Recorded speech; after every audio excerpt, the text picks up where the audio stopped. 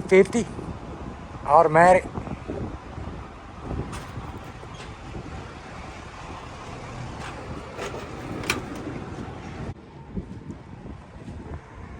Got some old mud grippers, 715 hard as a rock mud grippers.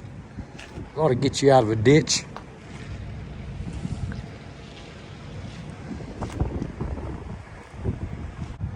Got a set of spark plug wires with it. And it's got a good windshield. All the windows are good. So it'll make a good project truck for somebody. I got it running. All I did was put a battery on it, and it started right up. But I knew it would when I loaded it up. The guy told me it ran. It's just been parked inside of a metal barn building kind of thing for several years. I will probably just get this thing going, clean it up the best I can, and let somebody else put a bed on it. Because somebody might want this bed. It's not a bad bed. It's really solid. Got taillights hooked up and all that. I'm not sure they work, but it has a brand new exhaust on it. Glass pack muffler turned down right there before the rear end. And it runs rough. It needs tune-up. Probably needs the carburetor overhauled. And we're going to go from just looking at it to getting in there and working on it.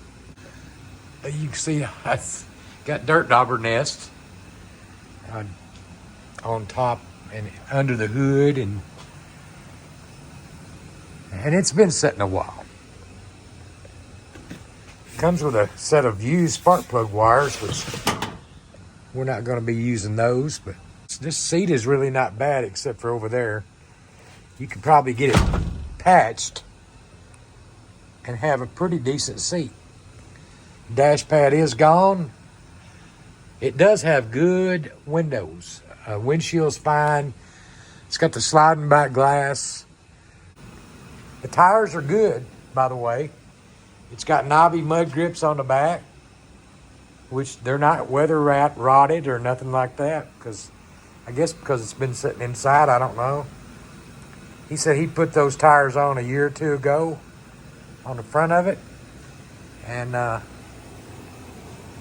they got it running, but they never used it after that. But they just said it run too rough. It's got the newer Edelbrock AVS2 carburetor. The choke's hooked up and all that stuff. I did drive it in here from outside after I put the battery on it. And it was overloading. The carburetor was overloading. Looks like power steering, alternator, that's it. It did have air conditioning. There's the bracket, and it came out with air conditioning. So it could have air conditioning again if you wanted air conditioning in it. It's got the jack there, an original jack holder. The radiator looks new. Looks like they might have put a radiator on it a couple years ago when they got it running. But that's what we got to work with.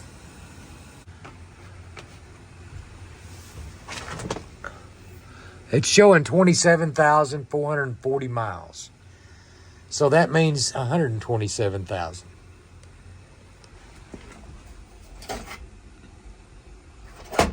Oh. Right and left fuel tanks. I didn't even notice that. Next thing to do is to get it running better. Then we'll check out, I did check the oil, and the oil looks like brand new. You can see through it. It's so clear. I don't know if I'm going to change that, because I figured they changed that when they tried to get this thing going a few years back. And it's not going to hurt the oil to set in the motor. as long as you're not running it. So it'd be just like it's sitting in a can or the gallon jug on a shelf. Let's fire it up and see what it does.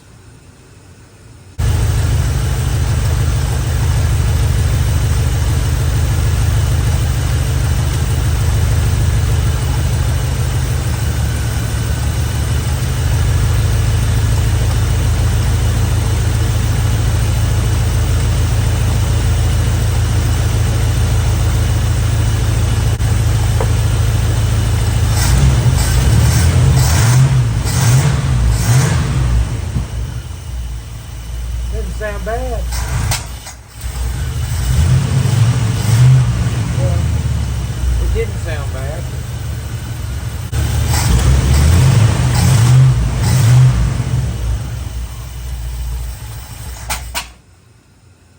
Okay.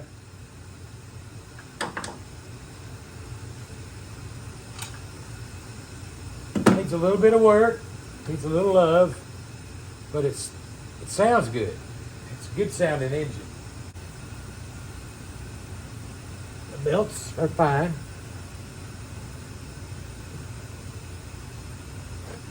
Fan clutch is not loose.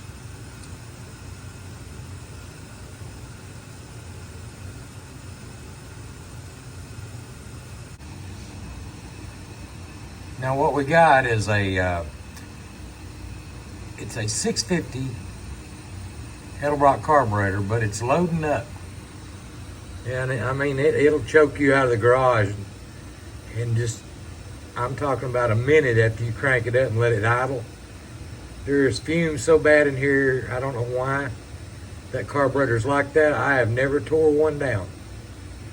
But in order to fix that, we're going to change carburetors, because I have two Edelbrock carburetors that I've had on older projects. This one and that one. That one does have the automatic choke still hooked up. This one has choke delete. That was on an old hot rod I had. We're going to try this one right here. It's been in the box for about a year. We'll find out if it's any good. So let's get in there and change it.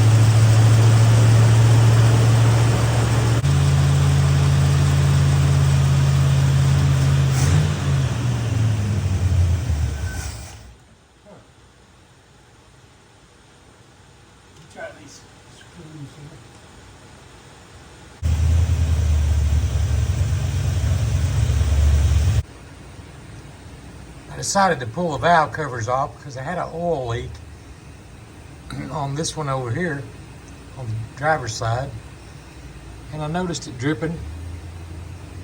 So I figured I'd go ahead and pull them off and check the rocker arms, make sure there was nothing loose. And it looks pretty clean in there. Look at that engine. No sludge, nothing like that. But did find this.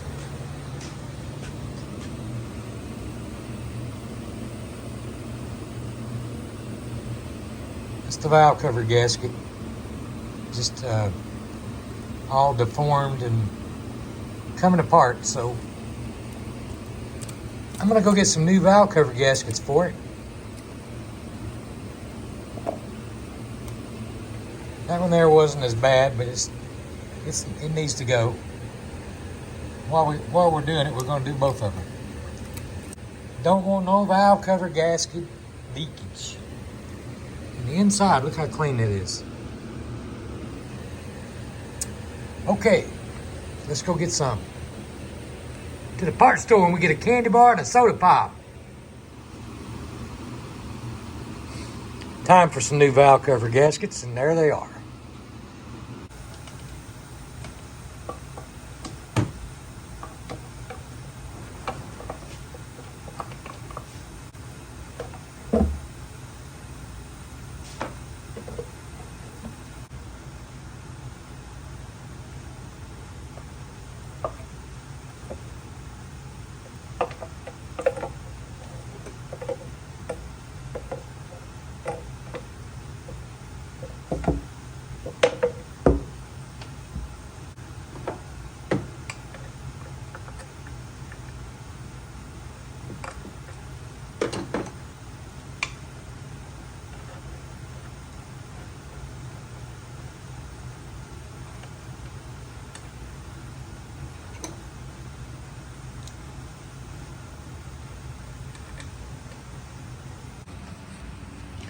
All right, I got the valve covers back on. Now, these little bolts hold down the valve covers. I line it up. You probably saw me do that. I line it up with a Phillips screwdriver. And then I take my little extension socket kind of screwdriver thing here. Put a 7/16 on it, but I put paper down in the hole. So when I put it on the head, the screw's sticking out so far I can mash down on it a little bit and get it started and get it turning. And that's the way I do it. Whoops. That don't go there. That goes over here. I swapped the valve covers accidentally. So we're gonna put the PCV valve there. Now it needs to go in the back. Doggone it. Every one I've ever seen was in the back. There's gotta be a reason for that. But we don't know what it is, do we? Instead of me swapping the valve covers, which would take about 10 minutes, I'm going to leave it alone and see what happens.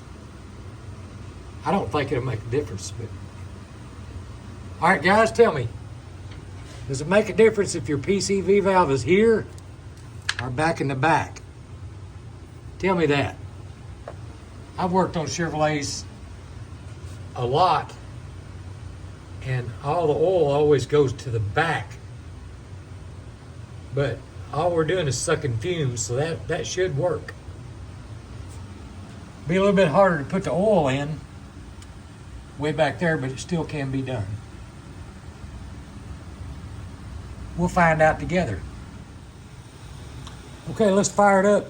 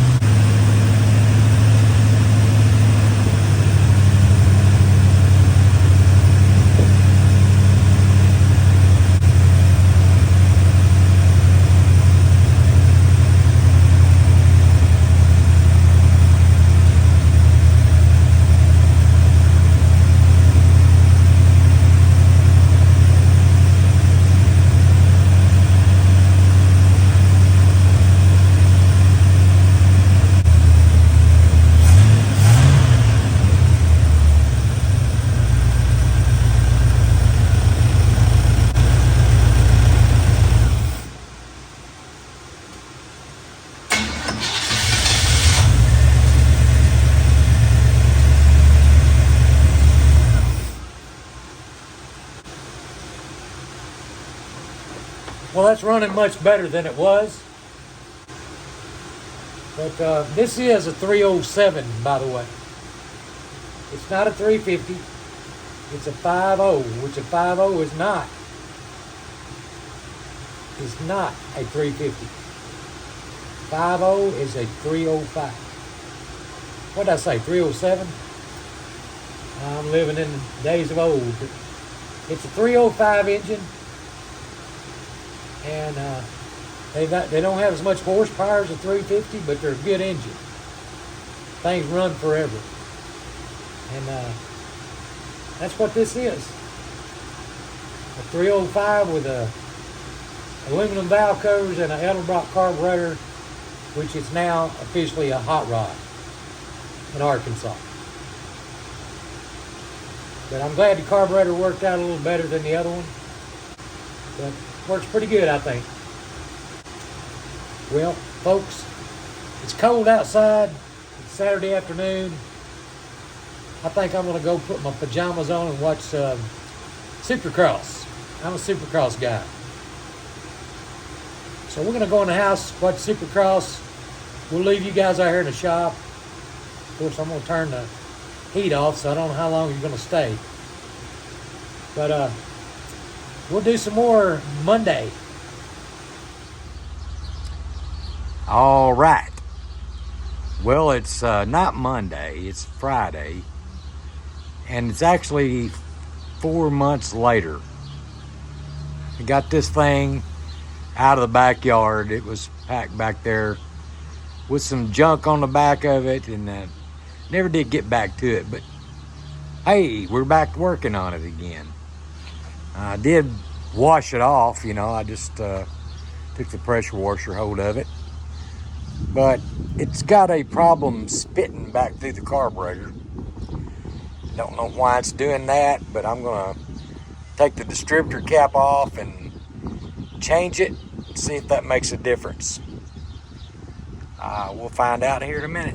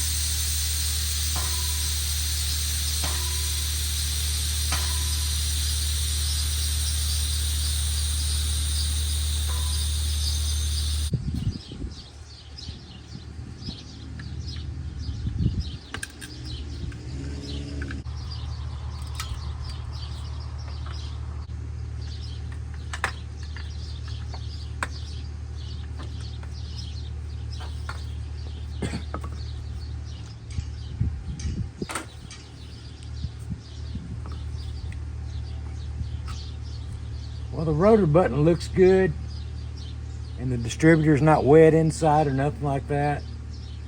So it could possibly be the module, but I'm not going to change it yet. I'm going to change this stuff first. If you'll notice, there's a little gap on one side of this. The little wings that stick out that you screw the screws into, there's a wing here and a wing here. Well, this wing on one side has a little tab that sticks out, and it comes out this way. It goes down in that little crack there, that little indent. And that's how you know it's right. If you try to put it on over here, it's gonna not be straight, it's gonna be twisted. So there you go, if you didn't know that, which I'm sure most of you do, but there's probably some of you out there that have never done this before.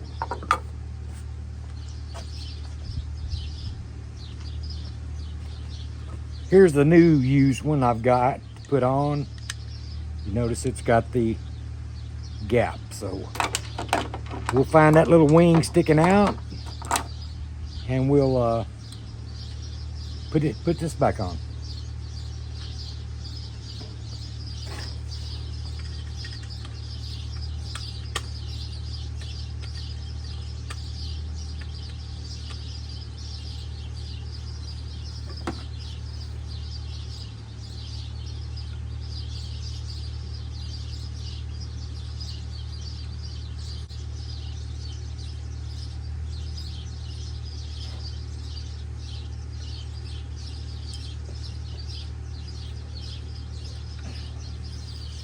Okay.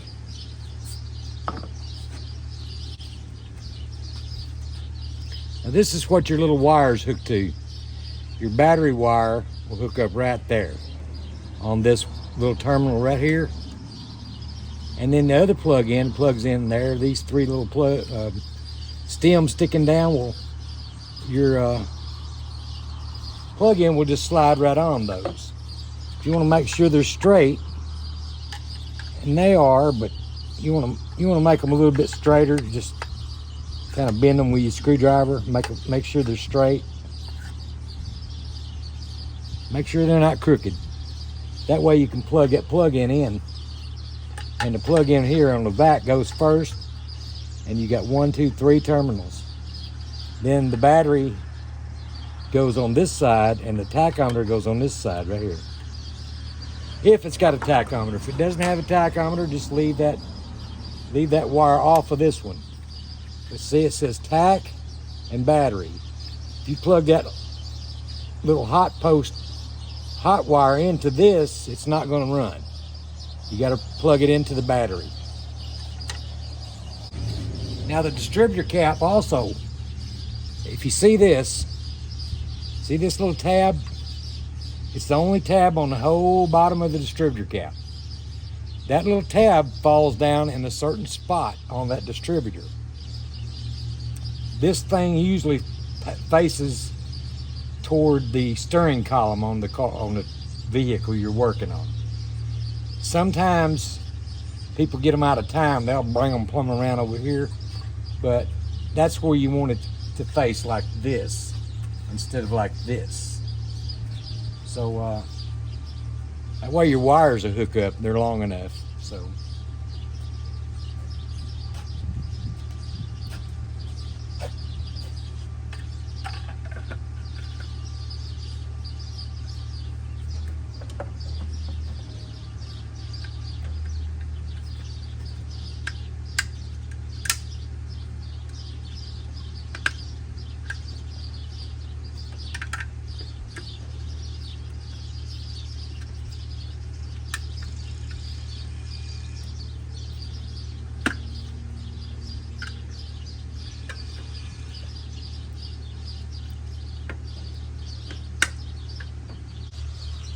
we're going to start off with this wire here. It may not be number 1, but it's next to this junction block where you plug in your hot wire and your wire on the distributor. And it's just like that one down there. But we're going to take this wire off first and walk them around just like they are.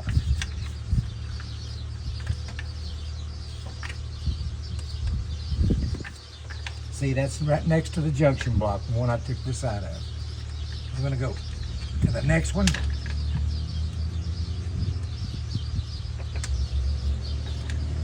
And then the next one.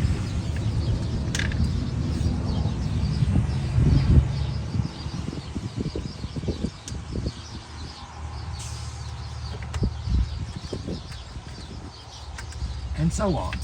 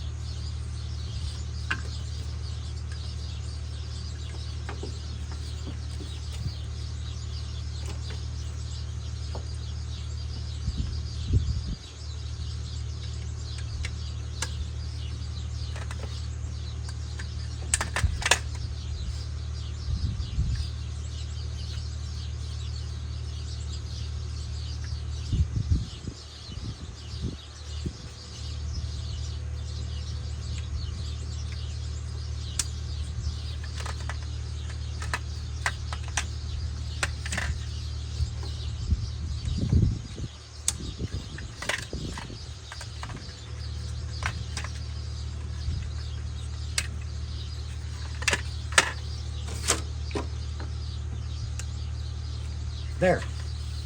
Now it's back on.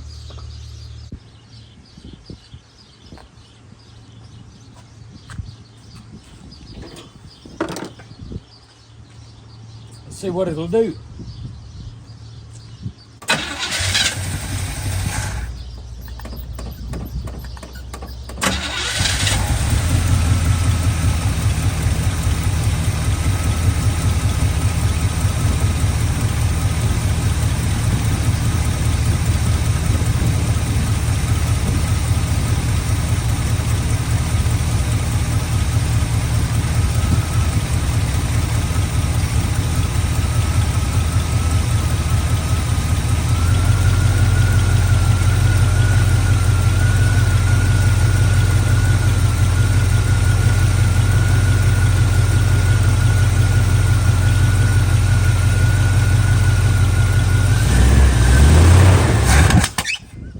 That's what it's doing.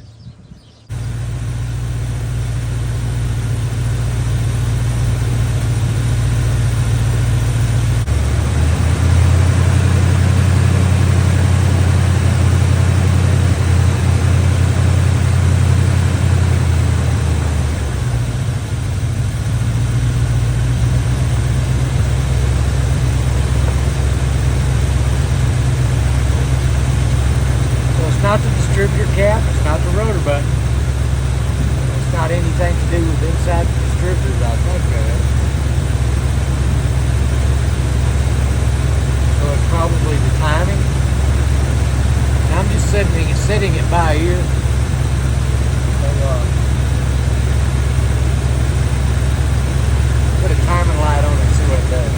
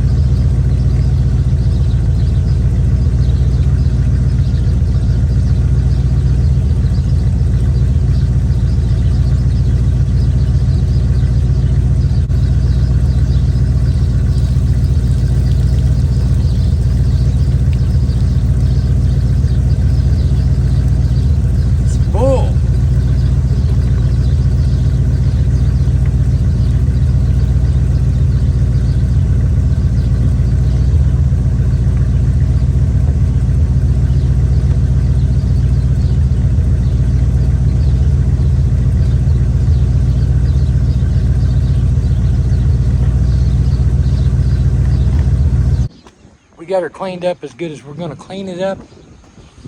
The motor's running decent. Before we end the video, let's take a ride in it. How about it?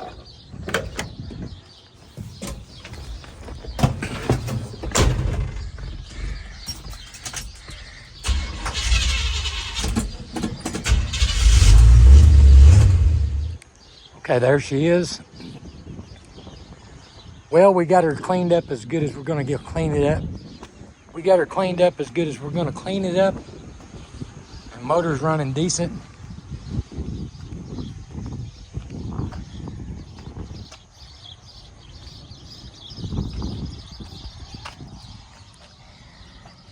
As you can see, it's got holes in the floor.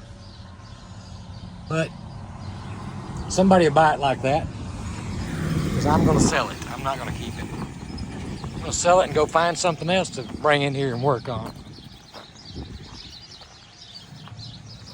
Before we end the video, let's take a ride in it. How about it?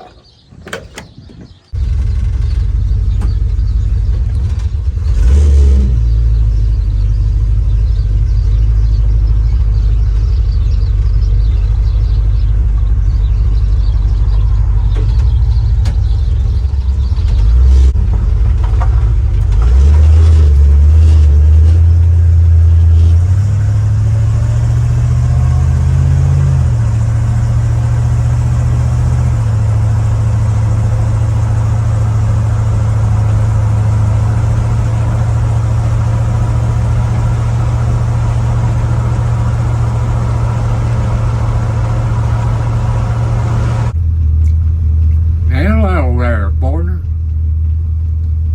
This here's Cowboy Steve. I just grew this here new mustache in 2 hours. But I hope you like it. I hope you come back and watch my videos again. I hope you had as much fun watching as I had doing it. So until next time, keep a greasy side down and the shiny side up. Till I see y'all again, God bless you. Have a good night. See you on the next video, partner.